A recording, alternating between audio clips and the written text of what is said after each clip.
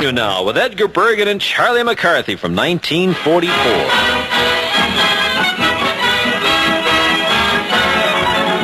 Edgar Bergen and Charlie McCarthy.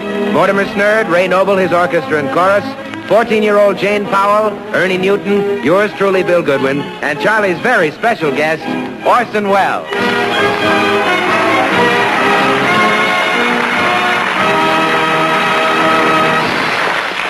Hey, Charlie. What is it, Mr. Goodwin? Charlie, there's a fella outside to see you. He says he's a truant officer. Yeah. Truant officer? Mm-hmm. Well, Charlie, what have you been up to now? Well, I don't know. I don't know, Mr. I only missed 3 days this week. You only missed 3 days? Well, I only missed 3 weeks this month. What's that? I don't know what I mean. I don't know. He had a message for you, Charlie. What did he say? Well, I'll whisper it to you, shall I? Yes. April Fool. Oh, you witty fellow, you witty fellow. Don't you like that? Yes. Well, now, don't get sore, Charlie. It was only a gag. Yes, you and your gags, you. Why can't you be satisfied with just looking funny? Honestly, if it isn't one thing, it's another with you. It's always... What's wrong now, little pal? Well, for one thing, when you introduced me, you can give me a little more fanfare. Oh. Well, you see, I figured you were so small that you could travel on half fanfare.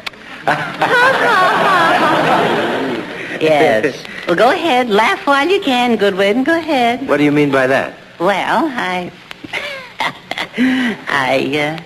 just happened to have a letter from Mr. Sanborn. That's all. That's all. Just that. Oh. That's all. Well, yes. Well, what about it? Well, I just happened to have it. That's all. Well? Mm-hmm. Don't look now, but your pink slip is showing.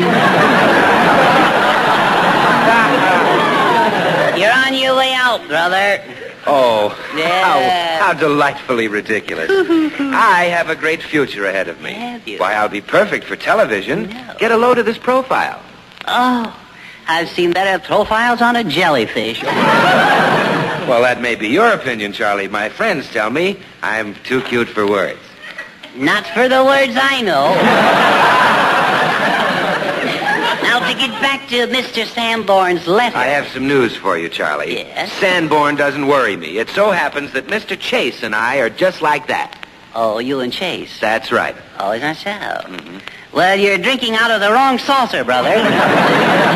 Sanborn is the head man. Oh, he is? Yes, he is. Well, what did he have to say? I suppose they want to make this the Bill Goodwin program. I rather like that, too. Yes. I can see it now. Yes. Bill Goodwin presents. Yeah, that's right. Just keep talking, brother. Just keep talking. You're really asking for it now. Charlie, if you have a letter from Mr. Sanborn, I think you ought to read it. Very well, I will. I quote. Mr. Goodwin, I quote. Yes, well, quote. Yes. Quote all you like. Yes, it says here, Dear Charlie. See, you notice he calls me Charlie. Yes, see? yes. Friendly, you know. Oh, yes. As I was sitting here waiting for my coffee roaster to warm up, I thought I would dash off a few lines to you. Here I am, always roasting, roasting, roasting. Sometimes I regret having made such a fine blend. Notice he even gets a plug in there. Oh, yes, he knows how to use his bean. Yeah. Oh. Coffee bean, you see. No, please, no, enough is enough. I read on. Charles, I sincerely regret not having taken your advice about one Bill Goodmeyer or Goodrich or whatever his name might be. That's you, see, or whatever your name is. I thought his last lecture on coffee was enough to put anyone on a milk diet, see that? And as for his acting, I take this slower. As for his acting, I have only 2 things to say. P.U. Well, I'm sorry, but I think he's wrong about that, and my fan mail will prove it. Ooh. Only the other day I got a very nice letter from a girl. And what did your sister have to say? Oh, now, I don't see what Sanborn is squawking about. Statistics prove he's wrong. Statistics? Statistics. Yes. Can you say coffee? I can. Yeah. The coffee sales are going up, and that must mean something. It does mean something. It means the coffee's so good, nothing you can say will hurt it. Well, gee, fellas, that doesn't seem like fair treatment. No. I've always tried to be square. And you have been square. You have been square. A square peg in a round hole. That's Well, gee, when I took this job, I was fired with enthusiasm. Yes, and it looks like you're going to leave the same way. Oh, Charlie. Oh, I love this. My little pal. Yes. You wouldn't call me lazy, would you? After all, I am a go-getter. You are a go-getter? Yes, I'm a go-getter. A go-getter. That's nice. Well, go get another job, that's all. Do you mean that this is it, that I'm fired? Oh, come. Let us say, rather, that you're being transferred out of the organization. But remember, Bill, no matter what happens, I'm with you. I'm going to do what I can for you. Oh, well, thanks, Charlie, and I'll do something for you sometime. Oh, no. I couldn't think of accepting money. I didn't mention money. Well, don't you think you better? Well, I wish you'd help me out a little. Just what is it about me that Mr. Sanborn doesn't like? I shall be very happy to read further. Dear Charlie, you see he calls me Charlie. Yes, we know that. He calls you Charlie. Yes. I covered this. Furthermore, I despise fellows who play practical jokes, especially April Fool jokes, especially a day late. Especially when their name is Goodmeyer or Just a minute. Just a moment. That's what he said. How could Mr. Sanborn have that in his letter? Well, it's right I here. just pulled the joke a minute ago. Yeah. Well, there's the airmail, it's fast, It is so fast, airmail. It's just, and there you are. That's the way it is. Let me see that letter, Charlie. Oh, no, you don't, Bergen. No, the ink isn't dry yet. Well, now, let me have it. Take your hands off that letter, Bergen. You couldn't read my writing anyway. Oh, you little barker.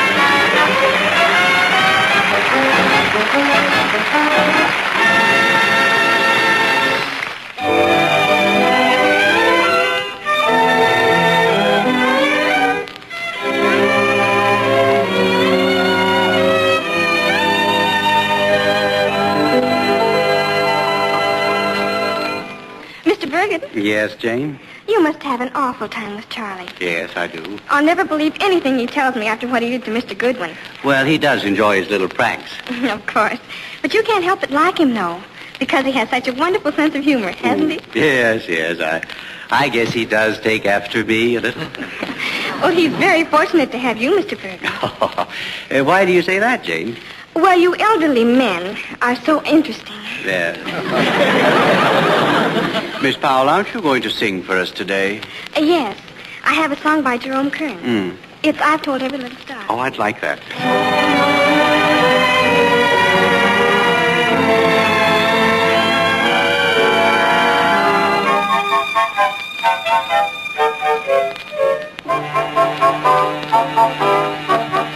I've told every little star just how sweet I think you are. Why haven't I told you? I've told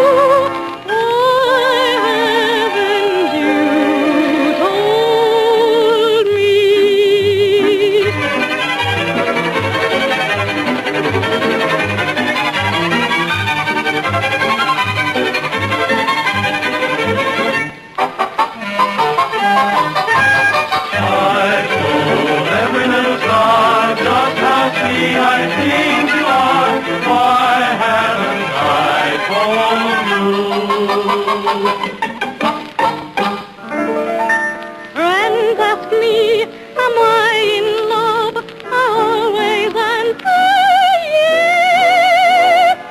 Might as well confess if I don't say guess.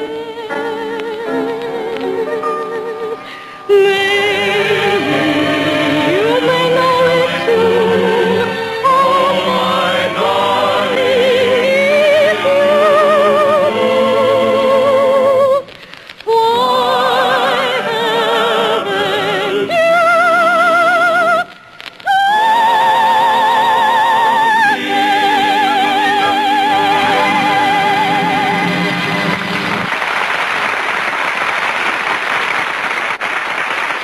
You're listening to Bergen and McCarthy from, this would be January, February, March, April. Yes, April 2nd, 1944. We'll be back in just a few moments. Edgar Bergen and Charlie McCarthy with special guest stars Jane Powell and Orson Welles.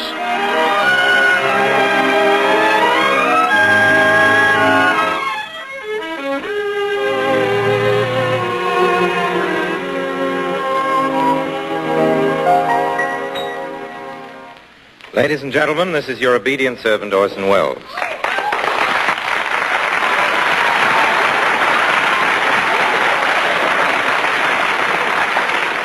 Thank you very much. Thank you very much, sis. Now, tonight I'm going to do a play. Wait a minute here. What's going on here? Whose show is this? Well, now, just a moment here. Orson, why didn't you wait and let me give you a proper introduction? Please, Edgar, an introduction would be superfluous. Now, wait a minute. Now, Do not be impatient, little fellow. I have written a play, and there are parts for all of you, you lucky people. What is there about you that gets you? Oh. Charlie, Orson Welles, in my opinion, is one of the most colorful men in the theater today. That's my opinion. Thank you, Edgar. How would you like my opinion of Orson Welles? Be careful, sir. You're speaking of the man I love.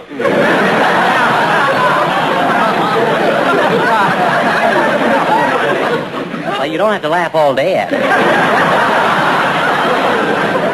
Your modesty is so refreshing. Well, Charlie, you must admit that Mr. Welles has made some outstanding contributions to the entertainment world. Oh, that's very nice of you, Edgar. I suppose I do have some claim to fame. That's right, that's right. You did marry Rita Hayworth. Now, Charlie, I think we should let Orson Welles tell us about the play he's written. I don't like it. Oh, that's fine.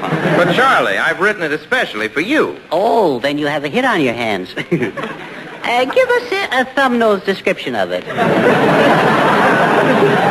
Well, in the past, I have concentrated on the serious drama, but this time I've delved into the realm of whimsy and fantasy. Quite, yes, quite.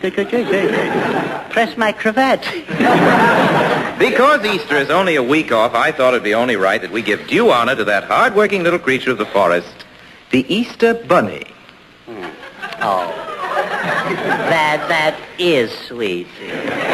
Only you could have thought of that. What is it called? The pathological evolution of the Ortilagus cuniculus. That is the working title. Yes. I should say it is. I think it's too much work to say it. If you don't mind my making a suggestion. Oh, not at all, not at all. I appreciate your opinion as well as that of a person who knows what he's talking about. Suppose we just call it Itsy Bitsy Bunny Boo. You ruffian. The whole play centers around the Easter Bunny, which is the leading role. Who plays the leading role? Oh, you fool, you.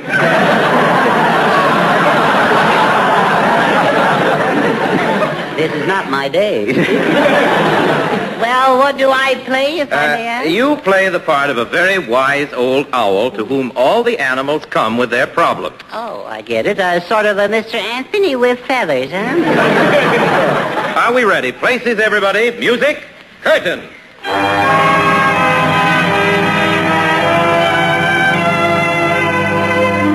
Imagine, if you will, the forest primeval. A woodland awakening where the morning steals upon the night, melting the darkness. The all-cheering sun begins to draw the shady curtains from Aurora's bed. Sure, what's that? the slant of its rays causing the dewdrops to glisten like the opalescent rubies in Queen Mab's fairy crown. This will set radio back 20 years. I am a happy, merry, mischievous little bunny, and I am tripping through the forest.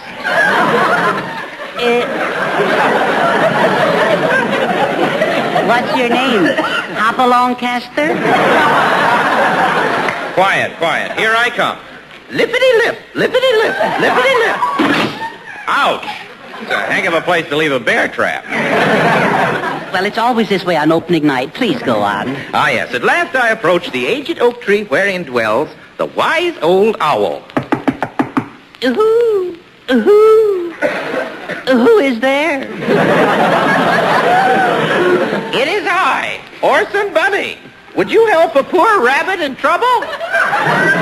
Oh, certainly. What kind of trouble would you like to get into? Oh, great wise one, have pity on me. You see before you a creature bowed in spirit and saddled with the weight of an unending sorrow. Well, what's eating you, kid? They tell me, old owl, that you are the wise one. You know all. Oh, that is true. I explore the infinite, unscrew the inscrutable. What's your problem? Well, I have a terrific problem. I'm a rabbit. Next week is Easter, and I have the egg concession for the White House lawn.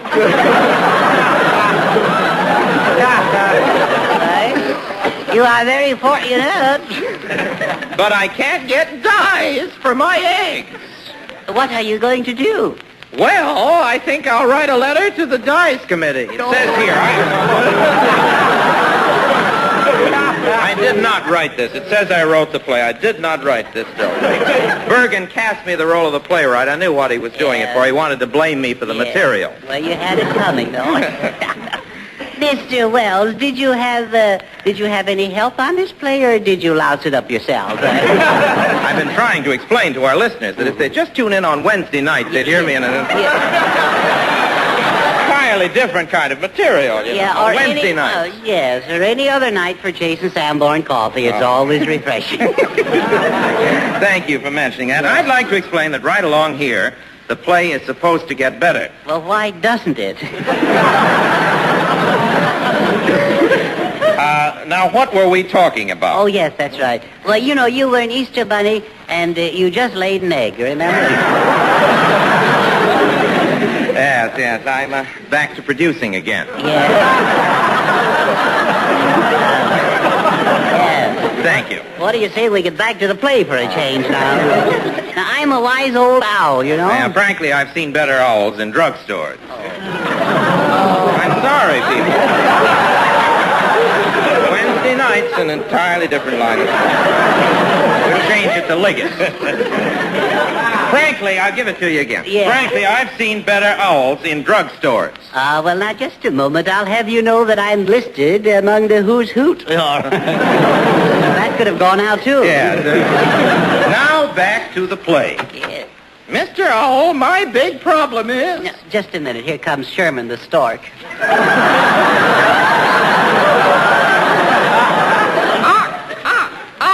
And all that sort of thing, don't you know? Now, that's acting, Orson. That is acting. Tell me, Mr. Stork, do you still believe in you, Stork? Yes, I'm so gullible. You're the funniest looking stork I ever saw. Aren't you a little bow-legged? Well, yes. I used to work for Papa Dion, you know. No names, please. No names. I'm so sorry. Now, come, Stork. What's your problem? Problem? Just look at these bruises on my fuselage. Oh, you poor bird. How did you get them? Oh, that Bing Crosby's always throwing stones at me. Now, will you get out of here and quit wasting my time? Now to get back to my problem. Precisely. I've always had hard luck. Well, Mr. Bunny, why don't you carry a rabbit's foot in your pocket? I tried it, but I just couldn't walk on 3 legs. My advice to you would be simply interruptions. Come in. Excuse me, fellas. Who are you? I'm a skunk. I know, Goodwin, but who are you in the play?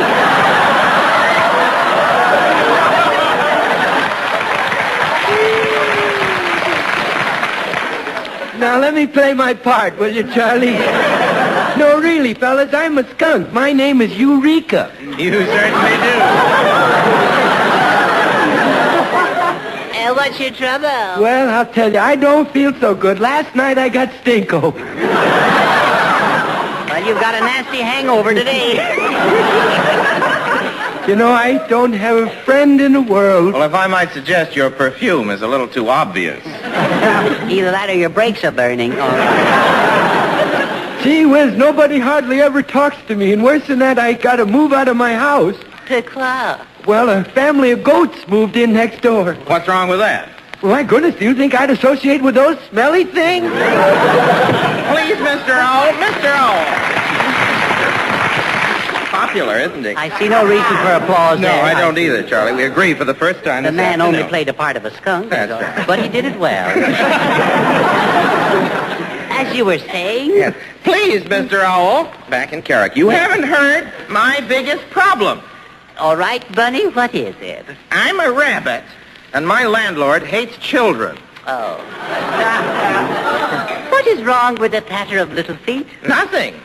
But at my house, it's a thundering herd. Oh.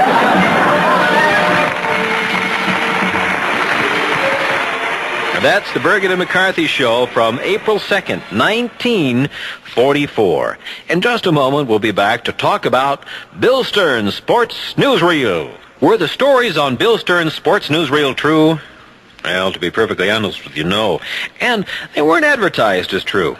Each show contained a disclaimer which indicated some were legend, but all so interesting we'd like to pass them along to you. C-O-L-G-A-T-E, Colgate presents Bill Stern with a Colgate Sports Newsreel. Bill Stern, the Colgate Shaker Man, is on the air. Bill Stern, the Colgate Shaker Man, with stories rare. Take his advice and you'll look keen. You'll get a shave that's smooth and clean. You'll be a Colgate brushless fan. Good evening, ladies and gentlemen. This is Bill Stern bringing you the 255th edition of the Colgate Sports Newsreel. Our guest tonight is the most famous mind reader in the world, Mr. Dunninger. But first, Reel 1, Profile of Big League Baseball's beginning. Did you ever wonder about the beginning of Big League Baseball, how it came to be organized? Well, there's quite a story behind this. But let's begin the story in the beginning. Baseball as a sport actually began to be popular way back in 1845. Oh, there were no organized leagues then, and only a few teams. One of these baseball teams came out of Indiana. It wasn't the best baseball team in America, but it was the roughest. It was made up of crooks and counterfeiters who could play a little baseball and who decided to travel around the country cleaning up the easy money that the public was willing to pay back in those days to see any kind of a baseball team. However, back in 1875, the public became fed up with these ball players' dirty playing and stopped going to see these crooks play baseball. That meant there was no more money coming in for them. They needed money badly. So one day, they hit on a daring plan.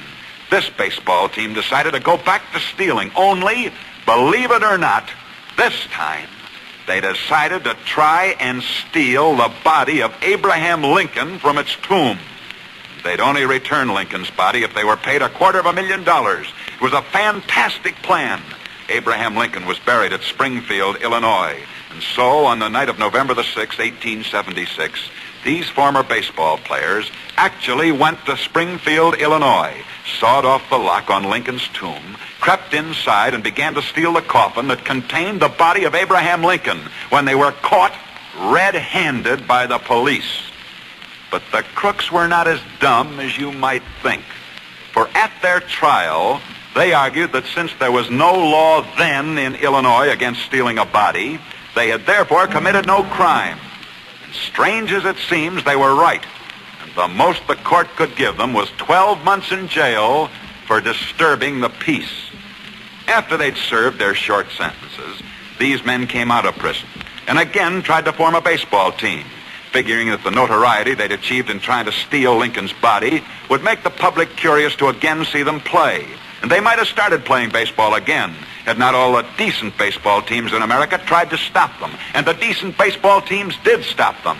by banding together and forming an organization to keep those crooks Super out. showman Bill Stern brought such drama and color to his broadcast that listeners failed to note that his various stories were utter fiction, at least most of the time, and that his play-by-play commentaries were so overstated they had no resemblance whatever to actual games.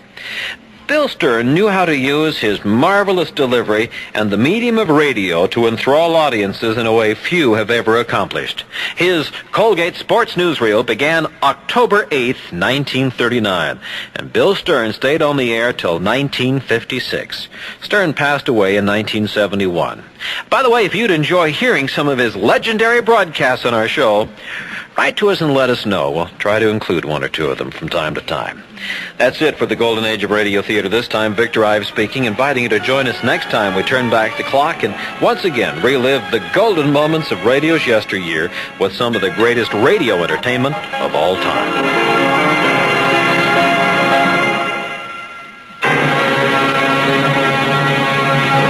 You know, we get a lot of requests to broadcast many shows on the Golden Age of Radio Theater, which unfortunately can't be cleared for radio, but are available for non-commercial home use on cassette tape.